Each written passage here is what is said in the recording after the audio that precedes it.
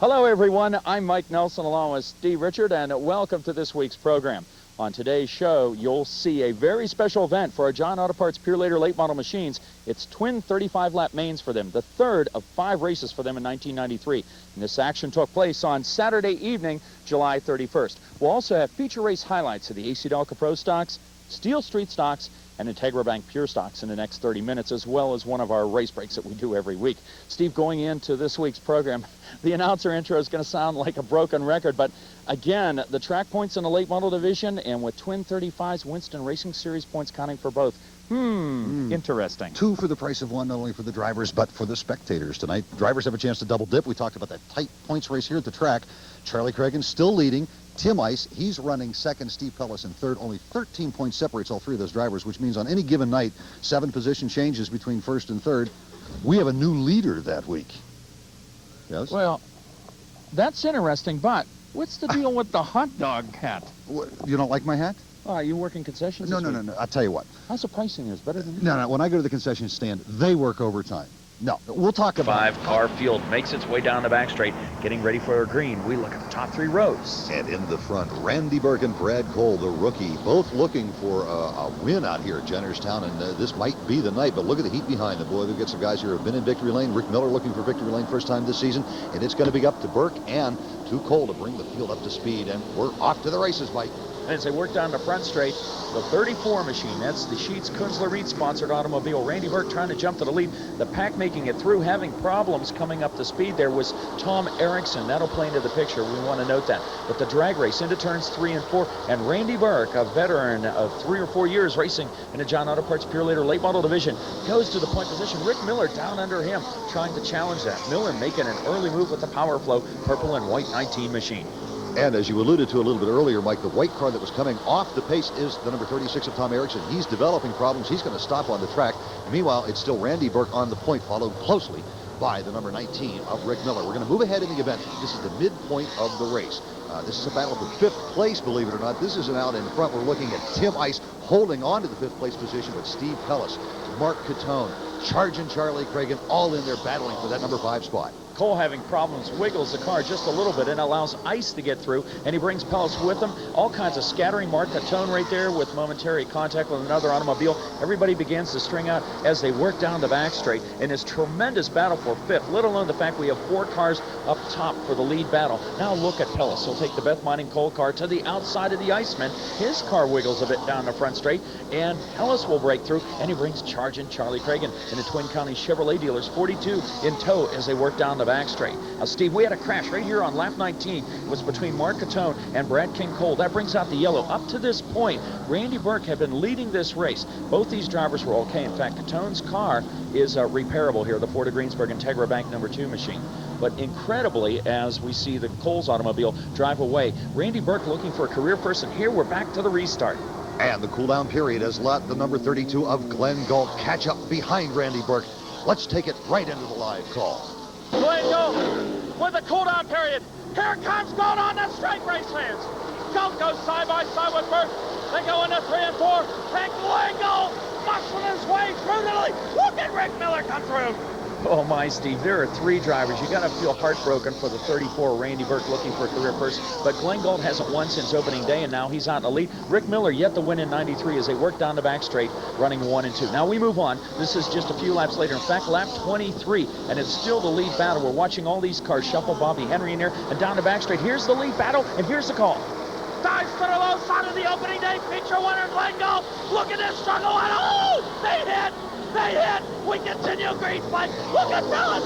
Wow. Wow, look at Pellis take advantage of a move there. We hit automobile. Stevie Pellis takes advantage. Goes to second. And, Mike, that will set up a battle of 2 cars and 2 drivers we've seen battling for first place many times here at the Laurel Highlands Oval. The number 32 Orange Blossom Special of Glenn Galt up front. Here comes Steve Pellis, dirt tracking the car. We're going to move ahead in the event. This time the field's coming around for just 2 laps to go. And look, the number 42 of Charging Charlie Cregan now into the picture, running 3rd. Oh, boy, Mike, I smell a photo finish. Let's go to the call. Here we go. down the back straightaway. And Golds and Ice at the Phillips. Cragen in third place. Watching this battle. Here comes Phillips up high. Cragen looking to the low side. Phillips and Ice at the white flag. 1 lap to go. Phillips makes it into the low side. They dive into 1 and 2. Gold right there. Phillips tries. Here comes Cragen. Oh, here we go. They're trying to make it 2 by 2. In a 3 and 4. Gold and Phillips. Cragen gets right there. Race fans. Who's it going to be? Who's it going to be at the checker? It's Gold. Oh my, a classic battle at the Laurel Highlands. And look at that, Steve. The top 3 finishers are all former NASCAR Winston Racing Series Northeast Regional Champions. Great to see Glenn back in victory lane. You know, Mike, after that race, I think it's time for a track steak boogie. Track steak. This race break is brought to you by Pizza Hut. Sometimes you've got to stop and smell the pizza.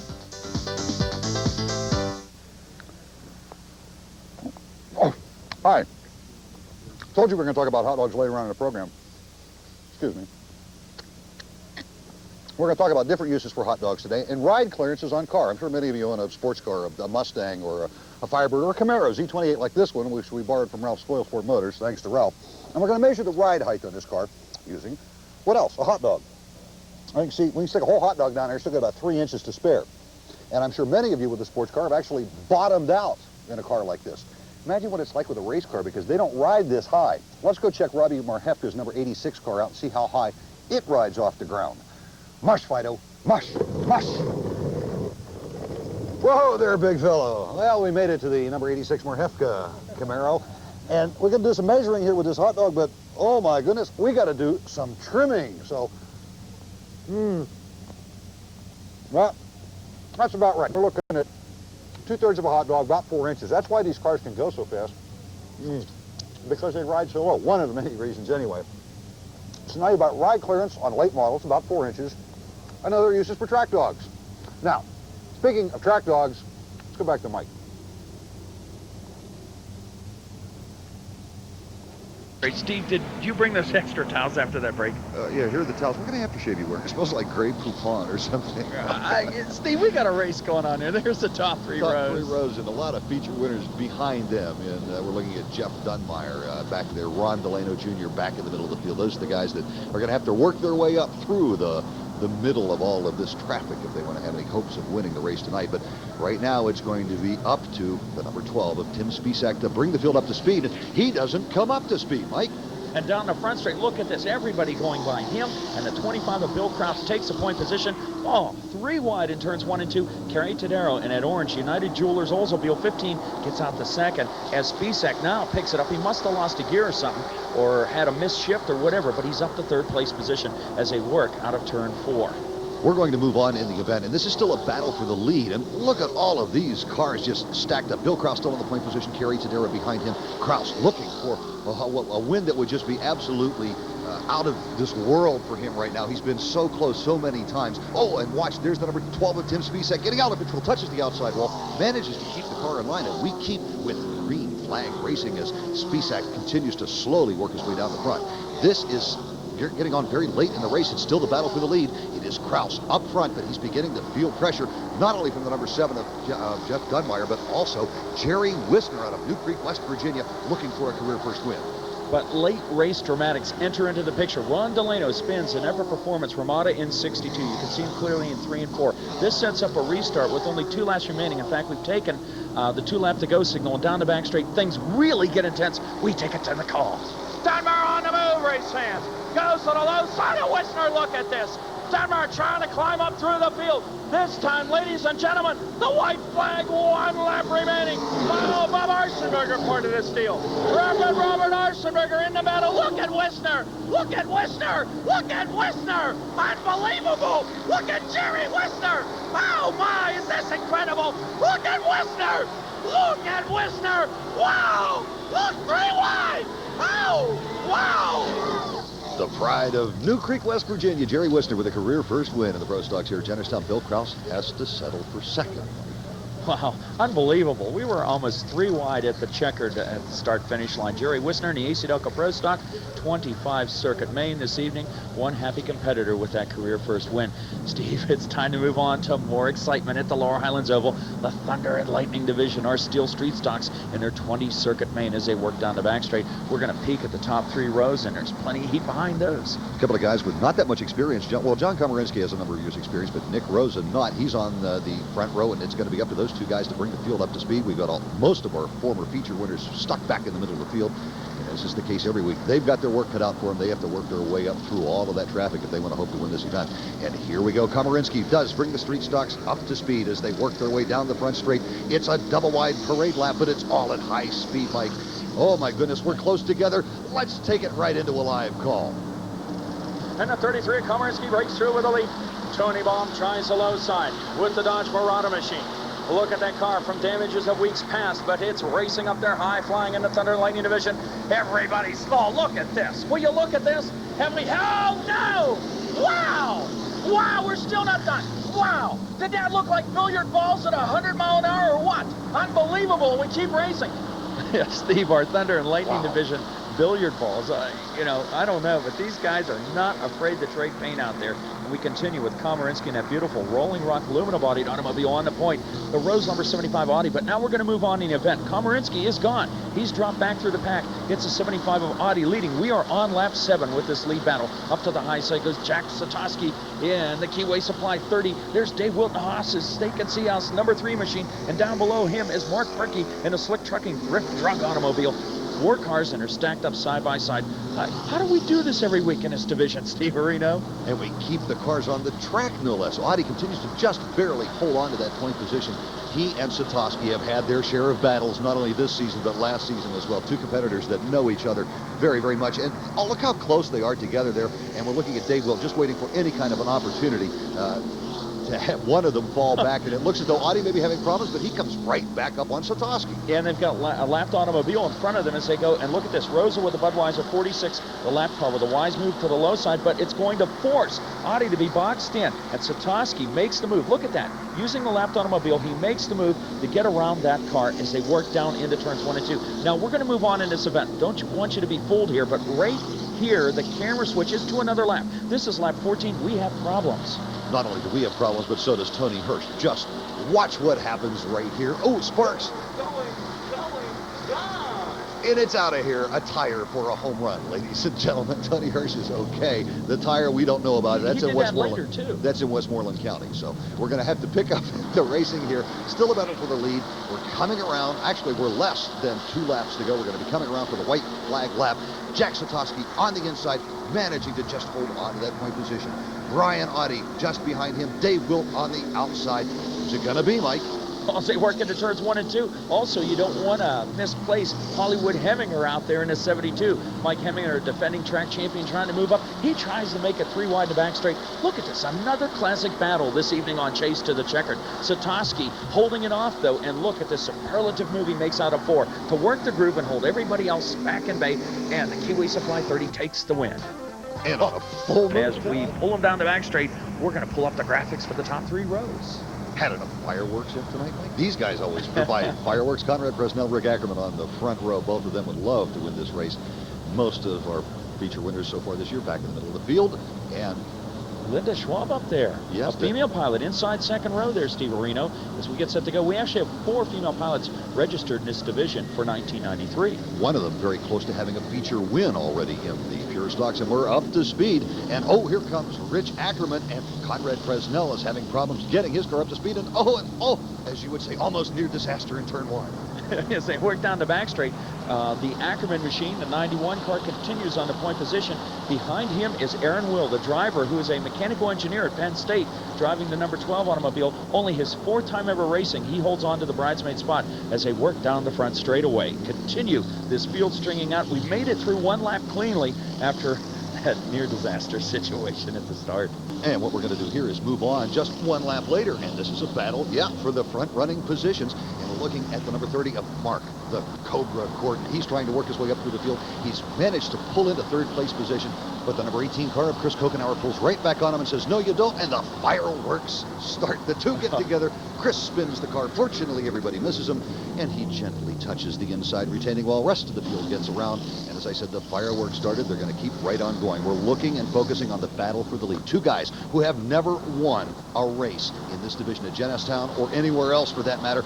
Rick Ackerman and Aaron Will. And they said, look at this. The direct restart, those guys get together. I think this is worth taking another look at, Steve Marino. Kokenauer spins first, and then a chain reaction. Everybody else watching what's going on, they get anxious. Trade bumpers, chrome fender dents, stars on mud guards, smoke piling through the air. Everybody gets through it. Hey, here's another crash on the direct restart after that. My goodness, Mike. We still haven't got 3 laps in. Dusty Rhodes not too happy about what happened, but we'll be able to continue on, and we move on to lap 12. More chrome fender denting. Two brothers out there, and they're trying to get to the same picnic table for the same meal at the same time, and younger brother Scott gets the worst of it, and he loops the car. But now we move on late in the event. And Mike, it's still Mark Gordon on the point position. Dan Campbell hot on his heels, and Scott Mitchell running a very close third place. And as these cars come out of turn 4, we have 1 lap left to go. Let's go to the call. Campbell goes to the outside. He commits that line. Gordon working down low. Campbell trying to make the move. Oh my goodness, it's another shootout. Down the back straightaway. Campbell trying to make the move on Gordon. Oh, look at this. Oh, how about that? Gordon holds him off. Will we have a last-ditch effort? Mark Gordon will take the win.